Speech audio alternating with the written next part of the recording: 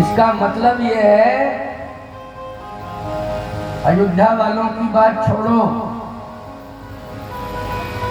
अयोध्या वाले तो साधारण हैं, इस रास्ते से तो अयोध्या नाथ को भी जाना पड़ा है। ये वो रास्ता है, अयोध्या नाथ को जाना पड़ा, ये साधारण रास्ता नहीं है।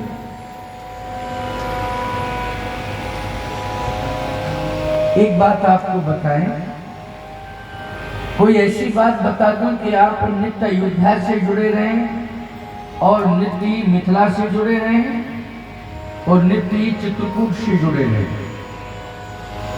हमारे वैष्णव रामानंदीय परंपरा में 3 प्रमुख स्थान हैं, अयोध्या धाम, मिथिला धाम और चित्रकूट धाम। ये रामानंदीय परंपरा।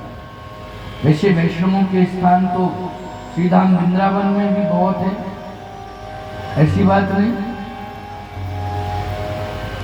लेकिन रामानंदीय परंपरा के 3 प्रमुख धाम हैं, अयोध्या धाम, मिथिला धाम और चित्रकूट धाम। भगवान ने अयोध्या में जन्म लिया, ये भगवान की जन्मस्थली है, और मिथिला विवाह स्थली है, विवाह भगवान का मिथिला में हुआ, लेकिन तप भगवान ने चित्रकूट धाम में किया, वो तपस्थली है। इसलिए 3 स्थान प्रमुख हैं भगवान राम के, अयोध्या, मिथिला और चित्रकूट। भगवान ने 5 लीलाएं की हैं, उसमें सबसे पहली लीला भगवान की जन्म लीला, वो अयोध्या में हुई। इसके बाद भगवान की विवाह लीला, वो लीला मिथिला में हुई।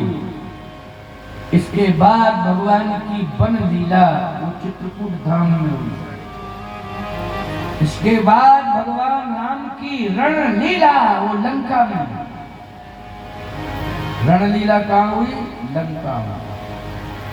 तत्पश्चात श्रीधाम अयोध्या में राज्य लीला।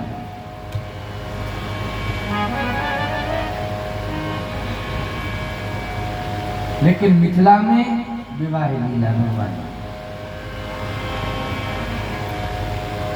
मन, बुद्धि, चित्त और अहंकार, आपका जो मन है यही मिथिला है। आपका मन क्या है? मिथिला। आपकी बुद्धि क्या है? अयोध्या। और आपका चित्त क्या है? चित्रकूट। और आपका अहंकार क्या है? यही लंका है। वही अहंकार ही लंका है। हमें अहंकार से बचना है, लंका से दूर रहना है। हमें तो अपनी बुद्धि को अयोध्या से जोड़ना है, मन को मिथिला से और चित्त को चित्रकूट से जोड़ना है। अगर मन मिथिला से जुड़ गया, बुद्धि अयोध्या से जुड़ गई और चित्त चित्रकूट से जुड़ गया, तो अहंकार जीवन में रह ही नहीं सकता है। प्यारे, भगवान इन तीनों में ही निवास करते हैं सदा, मिथिला में, अयोध्या में और चित्रकूट में। इन तीनों में ही प्रभु राम निवास करते हैं। आपके अंदर भी प्रभु राम निवास करेंगे, बस आप लंका को दूर कर दीजिए, अहंकार को दूर कर दीजिए। आज अयोध्या से प्रभु राम मिथिला की ओर जा रहे हैं। अभी विश्वामित्र जी महाराज का चरित्र आप श्रवण कर रहे हैं। भगवान ने इस रास्ते में 2 नारियों को उद्धार के क्रम से जोड़ा है। ताड़का का मरण किया, लेकिन उसका भी उद्धार हो गया। बोलो हो गया कि नहीं? मरण तो किया है, लेकिन दीन जानता है निज पर दीना। अहिल्या जी का चरण रख के तरण किया है, अहिल्या जी का भी उद्धार हो गया। गई पतिलोक आनंद भरी, जो भाई उद्धार हो गया कि नहीं? ताड़का का मरण किया, अहिल्या का तरण किया और जानकी जी का वरण किया।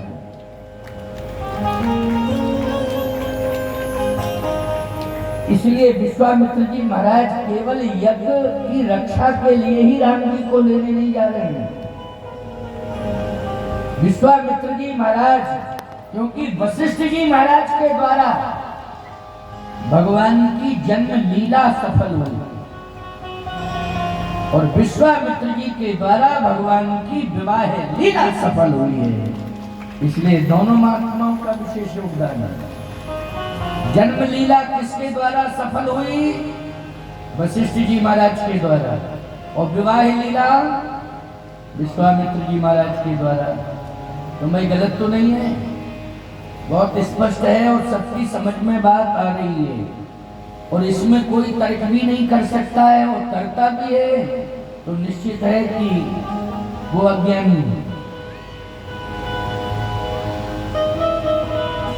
दोनों महापुरुष अद्वितीय हैं। बिना संतों के भगवान की कोई लीला सफल हो ही नहीं सकती है। बिना संतों के कोई कार्य नहीं हो सकता है। यदि आप सब चाहो कि हम बिना महात्माओं के भगवान को प्राप्त कर लें, तो बिना संतों के भगवत प्राप्ति हो नहीं सकती, चाहे जितनी कोशिश कर लें।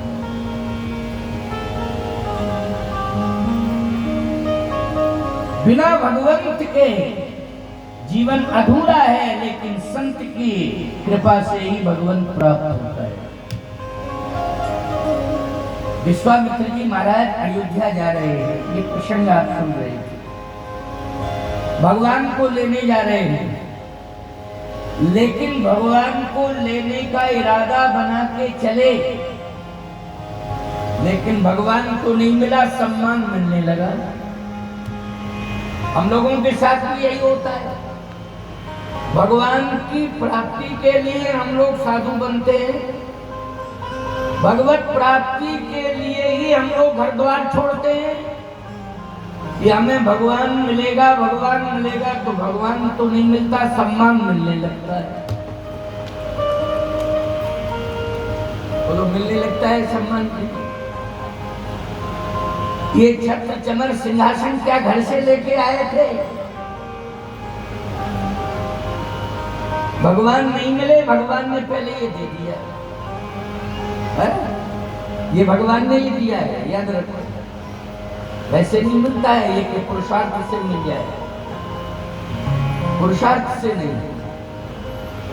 मैं कह सकता हूं टाटा, बिरला, डालमिया, अंबानी ये सोने का पर्वत बनवा सकते हैं और उस पर्वत के स्वामी बन सकते हैं, लेकिन कामतगिर के स्वामी नहीं बन सकते हैं, चाहे जितनी कोशिश करें धन के प्रभाव से।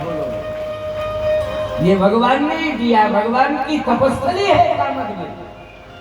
भगवान ने स्वयं बुला के बिठाया है उस पीठ पर। इसका मतलब है कि सम्मान पहले मिला, ये पीठ का सम्मान पहले मिला। आप लोगों के द्वारा भी सम्मान मिल रहा है, पद पद पर सम्मान मिल रहा है, लेकिन भगवान नहीं मिल रहा। अभी भगवान की तलाश में चल रहे हैं, याद रखना। हो सकता मिल जाए, और जिंदा में नहीं मिलेगा तो मरने के बाद तो मिलेगा ही नहीं, ये गारंटी है।